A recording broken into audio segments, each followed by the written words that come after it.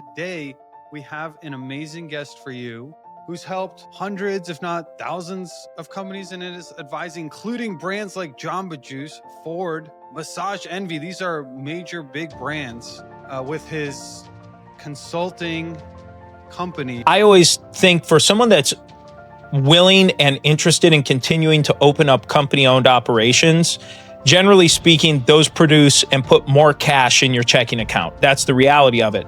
The difference is all of the liability generally falls back on the founder or the owner or the ownership team. Meaning if you're leasing locations, employee liability, all of that falls back. Payroll, it's all on the owner. Someone that has reached a point in their business and is saying, what do I do with this thing now? Or what do I do next? Do I open another location? Do I sell this? Do I franchise it? Do I bring on a partner? Do I find an investor? Where franchising comes into play as just an extended benefit is the franchisee invests their capital. They take out the loan. They tap into their resources. They leverage their house as an asset for collateral to get the loan to open the location. You can franchise in markets that you're not interested in. If you're starting to think about expanding, you have to consider franchising. It doesn't mean you should franchise or that it's the right decision for you, but you should rule it out or rule it in along with the other decision. The franchisor, in that instance, will share in the revenue. Typical royalty percentage is 6 or 7% of gross sales. And so for most businesses, that 6 or 7% is more profitable than company-owned cash flow, but it's less dollars in your checking account. Sometimes people think franchising and licensing are the same, where franchising is actually technically two license agreements coming together that creates a franchise. My question to you, Tom, will you explain those out there who are like me, who don't understand the difference between franchising and licensing? Hello and welcome back to the Amazing Marketing Show, where we talk about all things marketing because marketing's in everything, as you well know at this point. Today, we have an amazing guest for you, Dr. Tom DuFore, who's helped hundreds, if not thousands, of companies and is advising, including brands like Jamba Juice, Ford, Massage Envy. These are major big brands with his consulting company, Big Sky Franchise Team. So we're going to be talking franchise. Now, franchises, for those who aren't as familiar with franchising, it means you kind of buy into a brand that already exists, but you make it your baby too. And there's some serious ways of doing a lot of business that way. And of course, marketing is a big part of it. And before I bring in Dr. Tom, you guys want to hear from my co-host, Chris Gray. Chris, what's going on? Dimitri, what up, man? I'm living the dream. Excited to bring on our guest, Dr. Tom DuFore. How are you? Tell us about you and what you do. Well, thank you both so much for having me on the show. So grateful to be here. And kind of as you described, I've been working primarily with what I describe as successful entrepreneurs, folks that have created a business and found a way to make it into something. And they say, well, what do I do with this thing? Do I grow this? Do I sell it? How do I expand? And franchising for many is a direction that they choose to grow. So I've spent over 20 years, pretty much my whole career, helping companies go through this process of transitioning from an independent and essentially packaging a business up so that they can now sell it to someone else. And speaking of marketing, that's a big transition from going from consumer marketing into now, okay, I'm selling a business opportunity. That's a very different type of marketing for many folks. So anyway, just a nice little lead in there. Yeah, it's completely different. And I love what you're doing. That is such a big transition to go from, oh, I have a successful company. What do I do next? Oh, start a franchise and help others have successful companies. And my question there, Tom, is what do most people get wrong when it goes to taking their business and making it become and turning it into a franchise? Yeah, great question. Well, one thing that I've seen, and I put together years ago this a white paper called 9 Pitfalls to Avoid When Franchising. And so this kind of falls into some of this idea where I started looking back to say, one of all the years I've been doing this, what have I seen as some common themes that come across of companies that maybe make some missteps or that might not go the right way? And I would say one thing in particular is when someone comes in with what I call get rich quick thinking, where they're thinking about, oh well, if I franchise, because whenever anybody hears franchising, they usually think lightning in a bottle, this explosive growth engine, and it is, and it can be, but the headlines we read about are the exceptions, not the norms. It's not normal to sell 100 franchises a year. That's the exception.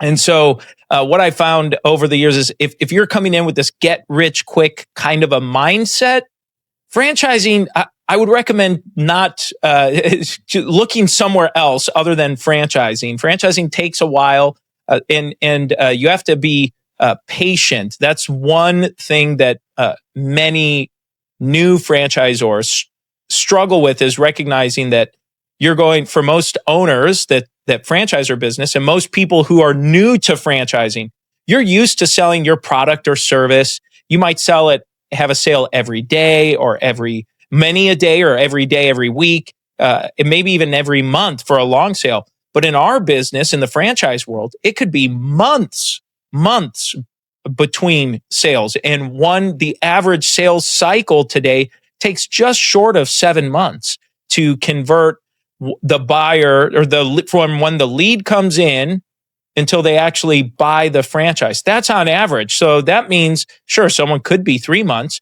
but I've been in this long enough where you see someone take 12 months, 18 months regularly. So anyway, that's just, I guess, a little back, or a little overview there on answering that question. All right, Tom, I'm looking to get rich quick in 1 week or less. Well, franchising is not going to be the best path for you to take for that. Maybe play the lottery. I don't know. Yeah, no, I'm just kidding on that, of course. And everyone in the back of their mind, I think we all want to get rich quick, but understand that that's a low probability bet. And something like franchising your business, although it's going to take time with the setup and getting people to buy into it, it's ultimately going to make you rich over the long period of time. Here's the question I want to ask you is, what makes a business franchisable, in your opinion? Yeah, it's a really, really great question. I boiled it down to 3 big check boxes that makes a business franchisable. And the first checkbox is, do you have a profitable prototype? And I know that seems pretty obvious, but for some, it's not as obvious. But a profitable prototype, meaning you have at least one of something of the type of business you're looking at franchising, that it's operating and profitable. And many times owners will say to me, well, Tom, I get it, but my tax return says that I'm not profitable, or I make very little money. I'm not talking about what the tax return says. Well, generally, when we're looking at an owner-led or a founder-led organization, I'm talking about owner benefit. Do you pay your bills from the business? Are you running that? Are you taking an income that pays for your lifestyle out of the business? And how you handle and manage your taxes is between you and your CPA, whatever that might look like.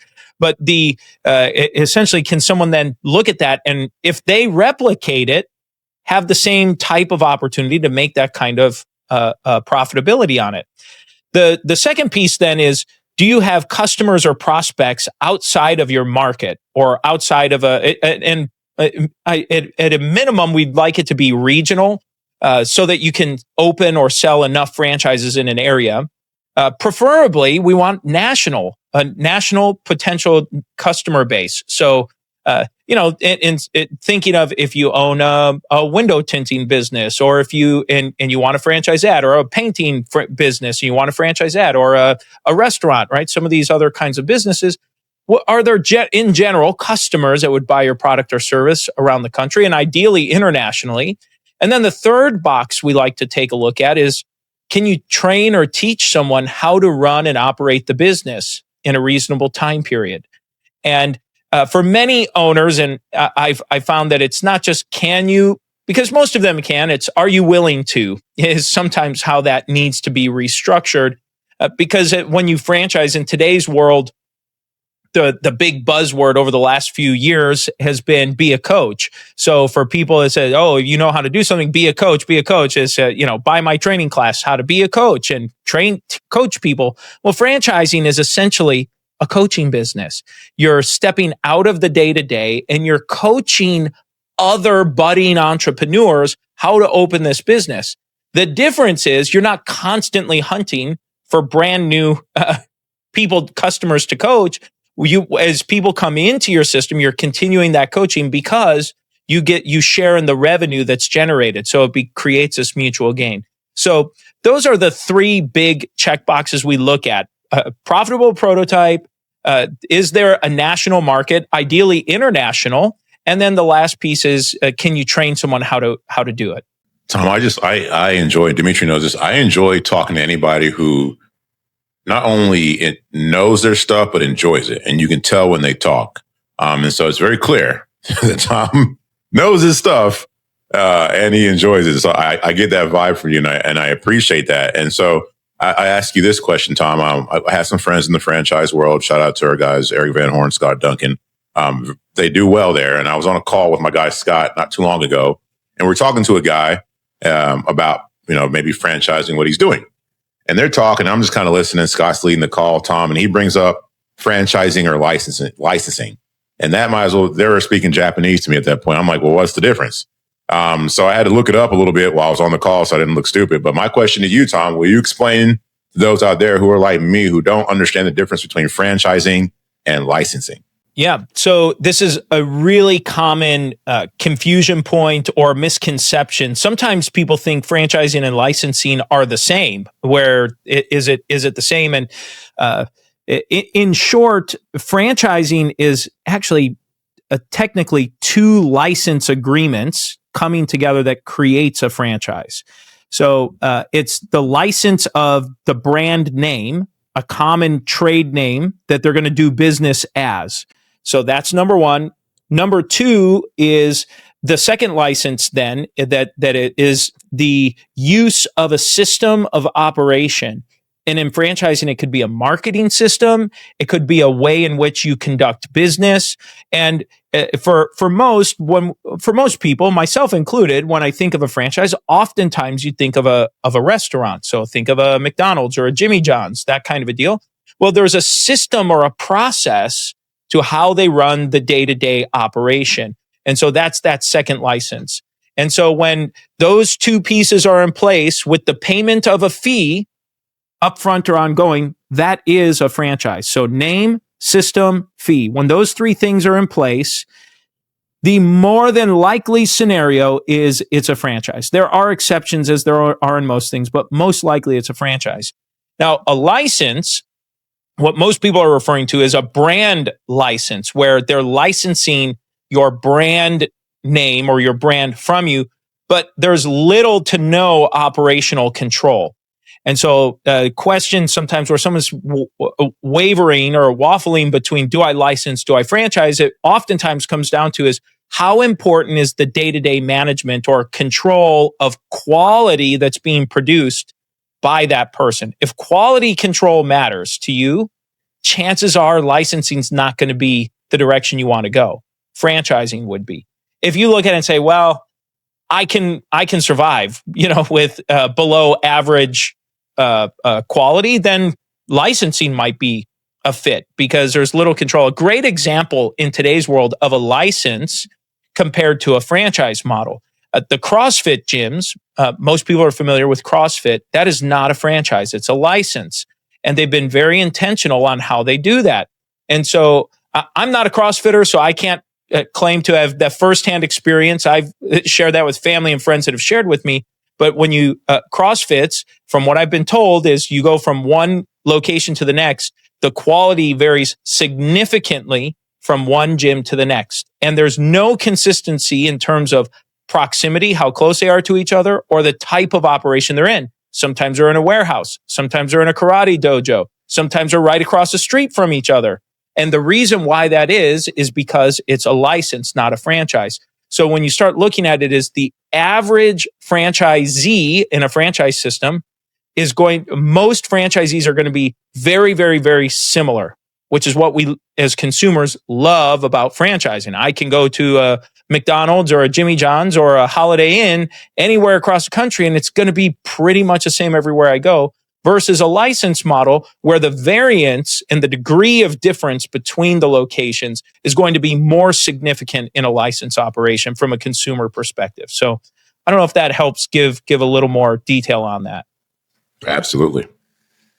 So presumably, if you're thinking about licensing, your business is likely already pretty successful. The location that you have, whether you're in the trades or your restaurant or something like that, it's working and you're thinking about expanding.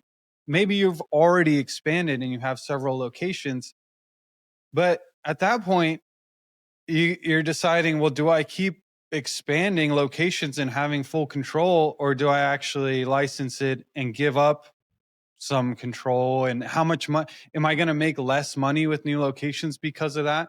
So coming from the business owner's perspective, what should they be considering when making that decision? Yeah. So I always think for someone that's willing and interested in continuing to open up company-owned operations, generally speaking, those produce and put more cash in your checking account.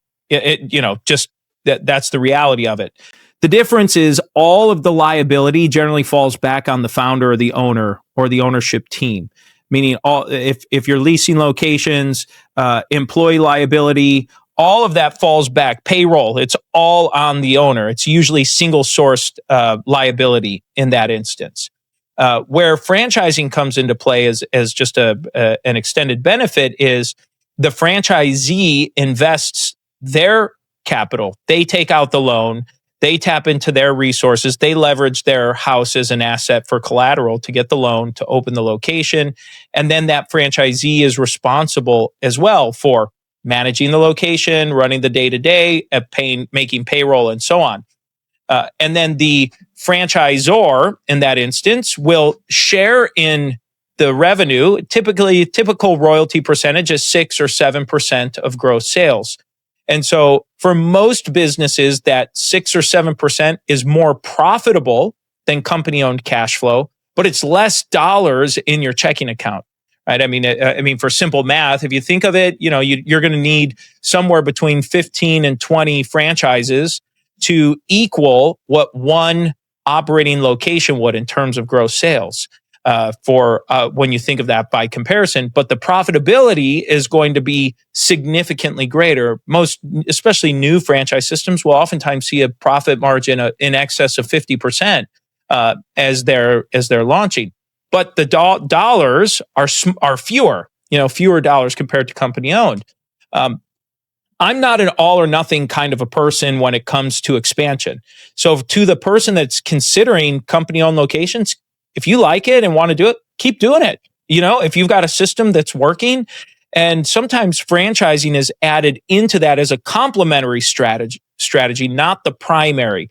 So someone might look at it and say, well, if they're based in, let's just say they're based in Dallas and they're expanding in Texas and then they're going to Oklahoma and they start growing westward and now they're into New Mexico and Arizona and Utah and they're kind of heading that way.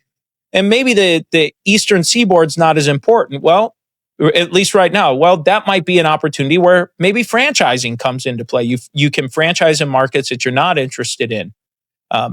And that's not to say if you franchise as a primary strategy, as your primary focus, most franchisors, including well-known brands like a McDonald's, most often will still own a percentage of units as a company-owned locations. And the company-owned locations, you're looking for A spots, the best possible locations that you're going to keep.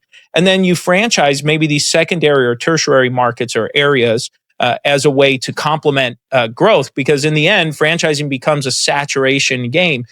Saturation doesn't mean it has to be one on every street corner, but it affords you the opportunity to maximize your footprint to serve the most number of customers you can?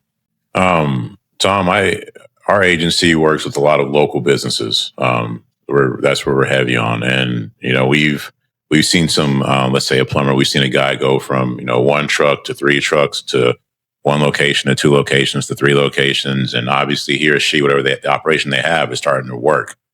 And so then my question there is, and I'm not sure there's a magic number, but how many locations should one have before they start to consider whether to franchise this model or not? Generally speaking, I at least like to see 1 profitable operating unit or location. There's what I call franchise folklore that exists that says you have to have 3 of something before you start franchising. And I've been presented with that a lot over the years, and I've looked to find and validate where does this come from. And really, there's no compelling evidence that indicates that that's going to make it better or not. 1 successful, profitable operating prototype, what it affords with 1 as opposed to 3 or 5 or what have you. 1 means that the founder is probably running it and does not have the extra headache of managing 2 or 3 or 4 others while they're also trying to franchise.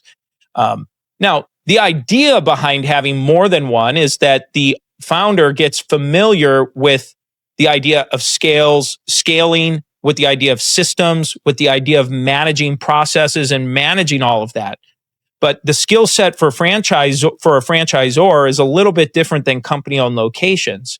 And where we talked about this earlier, where we're talking about being a coach. You're being a coach or an advisor, a teacher, a consultant to your franchisees. So having more than 1 is great. That's definitely a bonus. It puts you in a position where you, for example, might decide you want to sell 1 or 2 of those as a franchise as you get going into the business.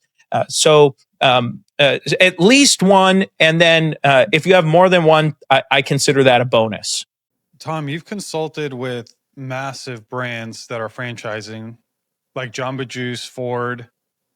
Can you tell us about those experiences, and also, based on their success, what are the early indicators of success in a smaller franchise? Maybe the first 100 days or so? Yeah. So working with large brands, and most of some of these larger brands I've worked with, they were already established, and they already had at least a regional, if not a national footprint when I engaged with them. And their needs are different at that juncture. A lot of what they're doing is they're generally a little less, they're not quite as nimble, right? Some of the larger brands, and working with them, they're going to be a little more protective. Working with, for example, one major brand I worked with was really focused on retooling the franchise messaging for franchise marketing specifically. And they wanted to have, instead of going to just a broad marketing agency as an example, they wanted someone that was really in franchising, focused exclusively on that, for just a different vantage point, for just this one little piece that they wanted to have updated before their franchise convention. It's like one piece, one sliver of their big, broad marketing that they're doing. But what in terms of the first 100 days, of franchising, again, to me, that's almost kind of like a blink of an eye in the franchise sales world. The most important thing is seeing that leads are coming in, and that leads are coming in, and that they're being followed up with, and automation is in place. If you have some traction with leads at that point, that's a big plus. Oftentimes, it's not found right away in those first 100 days. And then the other thing is, first 100 days, if you're not seeing leads move through the sales cycle, meaning they're scheduling a second appointment, a third appointment, filling out a franchise application, discussions about a discovery day, they may not have booked a discovery day, which is the meet and greet, or when they come in to meet with the franchisor. what I see as an indicator there, well, at that point, it might be an indication to start revisiting your marketing, the sources you're marketing through, or the messaging, or both. Tom, I'm going to ask a completely selfish question here because you have a view of the franchising world that I don't. Maybe you could help me understand something, okay? We, again, like I said, work with a lot of local businesses, a lot of trades, and we'll have some franchisees we work with, and we help them make a lot of money. And the franchisor is like, hey, great, you can work with them, and we don't care if you're an approved vendor, whatever. Then we have some other franchisors where we have their top franchisees. Clearly, they're 3 of their top 5 or something like that. And that franchisor is like, no, we will not make you an approved vendor because they don't like money or something. I don't know what the reason is, but for whatever reason, they won't. So completely selfish from the. Why would that be the case? It hasn't made sense to me in the last decade. I don't get it. That doesn't make sense to me either. So I hear that and I scratch my head. The only time where I see instances of that is oftentimes franchisors will have marketing agencies that are mandated suppliers where they sign a multi-year contract with an existing agency. And so that's where the challenge comes in. They've signed an exclusive contract, and as such, the agency is usually providing discounted pricing, guaranteed service levels, something like that for the franchise network. And so the franchisor has a commitment to them. So, my suggestion to you would be, and you've probably gone this direction, is to find out when it goes out to bid. When is that contract up? When can I get on to bid that? Additionally, the franchisor probably has to say no in many of those instances because they have an exclusive arrangement. And so they might say no and just turn a blind eye. If you're supporting their one of their top 5 or top 10 franchisees in a system, the franchisor does not want to mess with them. They don't. The franchisor wants to continue to support them in whatever way they can to continue to enhance them, because those are the show pieces of the unit. They're generating the most royalty, and they're the best validators when new franchisees coming in. So they want to try to sustain those and keep them happy. So for those that are saying no, I'd want to, I don't know, there seems to be something a little more there that meets the eye. And I'd be happy, by the way, to chat, offline a little bit further about any specific instances to see if I can be a resource for you. Well, I appreciate it, Tom. I was just purely curious, and I think you're right. They likely have exclusive deals, and we haven't thought about, well, hey, when's that contract up? When can we bid for it? So that's really good feedback. Thank you. I mean, being in the agency space myself, and I think anybody associated with agency world knows, sometimes the clients just make no sense whatsoever. And there's just no way to find out why.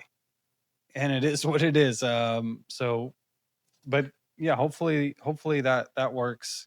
And I was wondering, Tom. Oh, go ahead. I was just going to add to that, Dimitri, that sometimes to your point, it just doesn't make sense. Sometimes whomever chose the vendor has some personal attachment to it, and it doesn't mean there's any kind of it may not be a personal connection, but someone made the decision. They went through, they evaluated, and they're sticking their reputation on it. There could be a lot of different reasons behind it. Sometimes it's because the agency that's doing it at that moment is effective for 80% of the system or 70% of the system, and at large, it is doing really well, but sometimes, every agency doesn't work. When I owned a franchise, the agency with the franchise system, we cycled through several of them, and it just never worked for my territory. Just for whatever reason, the agencies couldn't figure out the territory that I was in, and just whatever we were doing didn't click. And so we ended up having to kind of sort out and figure things out. Fortunately, the franchisor was pretty responsive in supporting us with this, with that at the time. Yeah, and actually quite an interesting topic, because even when macro incentives are aligned, like everyone wants to make more money, more revenue, more profit, that seems to be an obvious thing. There might be micro incentives, and depending how large the structure of the company and how bureaucratic it is, you could have the minority interest of some sort overweight the direction of the company, and so there, I guess, effectively politics that come into play as well. For sure, yeah, no doubt about it, absolutely. Well, I guess even speaking on this to some extent is there's likely, or not likely, I can see here you guys have won best franchise consultancy in the USA. You have other awards, top 100 small business, and many others. So clearly lots of successful examples. But what's an example of something that just failed and it didn't work and it surprised you guys and you and kind of, got you on your butt and you had to get up from that? Yeah, one example was several years ago. I had this idea of launching a learning management system specific for the franchise community. And so I came up with a great brand. We trademarked it. It was great. And decided to, instead of using a third-party system, I actually hired developers that specialized in learning management.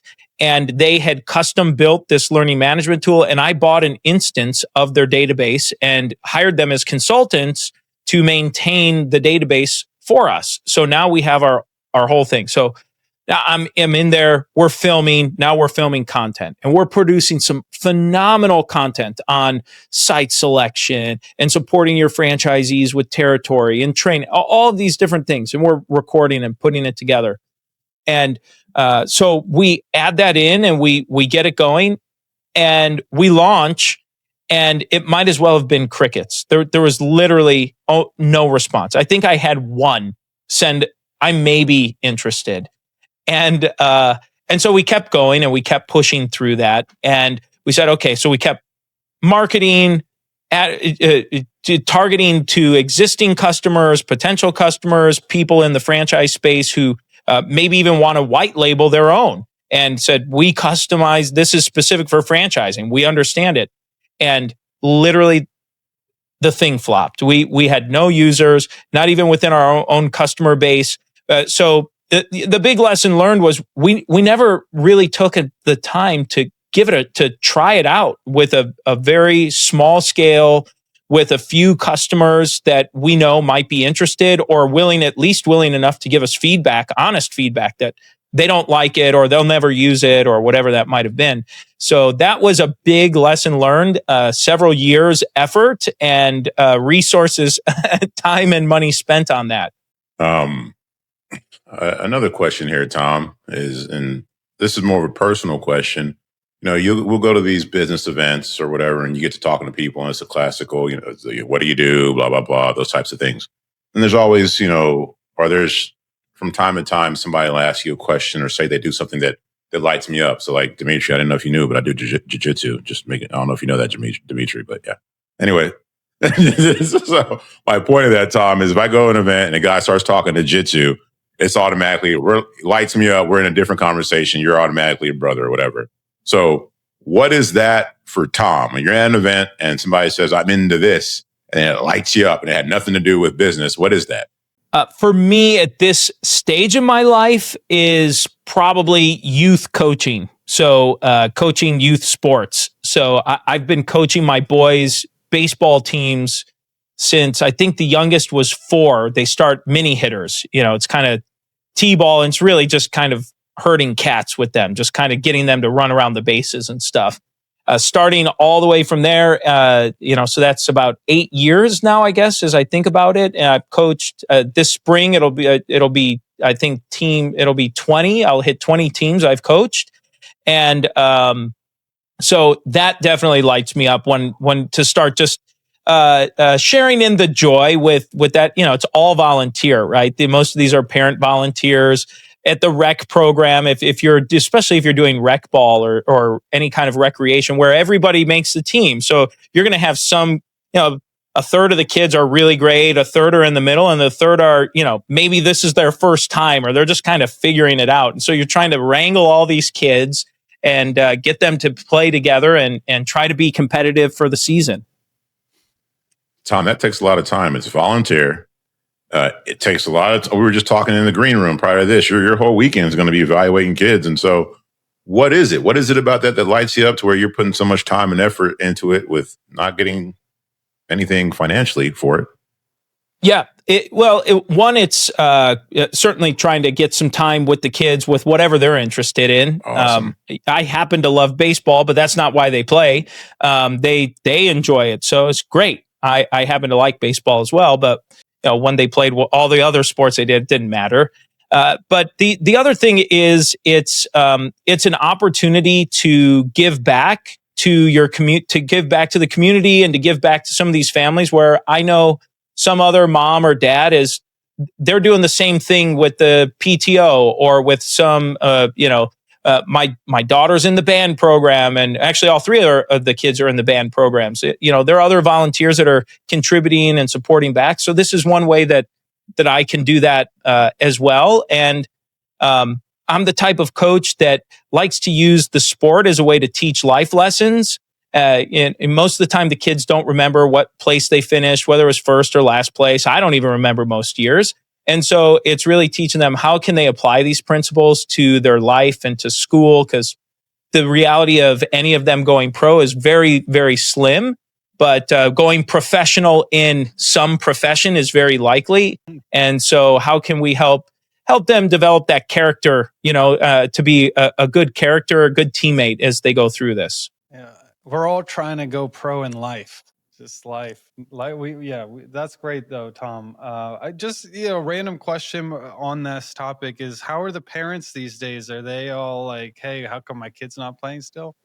As you were describing that, it's like I was thinking about the kids. I said, usually the kids are pretty good. It's the parents that sometimes are questionable. And yes, there are definitely instances of that. Fortunately, and as long as I've been doing it, I try to get ahead of that throughout the season and try to make sure that we get that. But there are definitely as from most coaches will talk, it's parent management that really becomes, sometimes a challenge season to season. Those parents, I was an ice hockey referee for 10 years. And the hardest part of ice hockey refereeing was not calling the penalties or dealing with the coaches or the players. It's the crazy, crazy parents in the stands who have to get thrown out every other game. My wife's family is a hockey family, and I know the families that would regularly get thrown out and by the referee. I said, this is just, and you're in the ice rink, right? Especially with youth stuff. It's 10 o'clock at night or 7 o'clock in the morning, whenever ice time is. And, it's just the families. There are like 30 people in the whole arena. And someone's still figuring out a way to get tossed out of there. It happens over here too. My wife was heavily involved with my daughter's soccer team and been doing that since she was like 4. And it's little girl soccer. And my wife's had to go to parents and tell them, hey, you need to calm down or you're going to get kicked out. And I have to stand behind my wife just to make sure. And it's a soccer game. And these girls are like 5 years old. I'm like, yeah, it is not worth it. But I love what you said earlier, Tom, about using sports as a vehicle to teach life lessons. And there's been plenty of opportunities with my daughter and what she does. And if there's something that comes to mind with a situation with a kid or your kids, what is probably one of the most valuable lessons you've been able to pass on from sports to school, life, business with the kids that you've coached? Well, I would say that I do a thing called leadership lessons with the kids. And my boys, now that I've gone through it with them enough where I'm their coach, they roll their eyes and they dread it. But I still do it. And these leadership lessons I try to talk about, I bring up a baseball player and I share something that he did. And so one that I always share is I talk about Yogi Berra and the yogi-isms. And he always had his famous for all these quotes that he would say. And the one I always start with is, it ain't over till it's over. And then I have the boys go around and talk about it and say, well, what does this mean? And so it's the first practice of every season so that they start internalizing, hey, wait, until the game's over, we still have a chance, so there's always, you always have a chance to come back, whatever you did the first part of the game or the first part of what the school year or whatever, there's always a chance. Until it's over, you keep on going. Yeah, great lesson. Great lesson for life, for business, for franchising, probably. Not probably, definitely. It applies to everything. So so we got to wrap this up, but I want you to have an opportunity to tell people where to contact you if there's any inkling even of, well, hey, I didn't think about franchise, or maybe I have been thinking about franchising, but this kind of sounds good, and I want to talk to Tom from Big Sky Franchise Team. What should they do? Yeah, so the best place to go, we offer a free, no obligation consultation to anyone that's interested in franchising. So if they're interested in looking into it, learning more about it, we have no cost, no obligation. We make it really easy to have a conversation with myself or one of the consultants on our team. And the best place to go is just to our website. It's bigskyfranchiseteam.com, bigskyfranchiseteam.com. And we've got a wealth of free resources. We publish tons of content every week. We're doing informational webinars, podcasts, training sessions, blog posts. We have a wealth of free resources for someone that's just looking to learn more. And when someone's ready to just have a conversation, we're happy to do that. I'm sure we're going to put all this in the description so that everybody can easily follow it and click it. And just to make sure, you might have already answered this or something, but what companies are right? Like, how do I know that I should actually be reaching out to Tom? For example, if you just started your business and you haven't made 5 sales yet, you probably shouldn't be talking to Tom about franchising. But at what point should you should consider franchising? Who's that person? Yeah, for someone that has reached a point in their business and is saying, what do I do with this thing now? Or what do I do next? Do I open another location? Do I sell this? Do I franchise it? Do I bring on a partner? Do I find an investor? If you're starting to have those conversations, I think for any business, if you're starting to think about expanding, you have to consider franchising. It doesn't mean you should franchise or that it's the right decision for you, but you should rule it out or rule it in along with the other decisions to help you get to the right direction for your business. So that's how I generally like to look at it if you're looking at expanding. And then for the exception, every once in a while, someone will come up with a truly novel and innovative idea where there is no major brand or business offering the product or service that you are, and being first to market makes sense. Well, in those instances, it might make sense sometimes to jump in a little sooner than you otherwise would have, just because of the novelty and the opportunity that might be in front of you. As someone who's not familiar with franchises, and Chris, we know some guys who are huge in it. This industry is big, and some people really make it work. So I think it'd be worth exploring and checking out this option. Seems like a good idea for you if you're thinking about it. So go on and check that out. All right. Now I was going to say again, Dr. Tom, we don't know exactly what kind of doctor you are, but maybe you'll have to tell us next time. But Dr. Tom DuFore, thank you so much for coming on, and enjoy the show. See you next time. Thanks so much for having me. See you.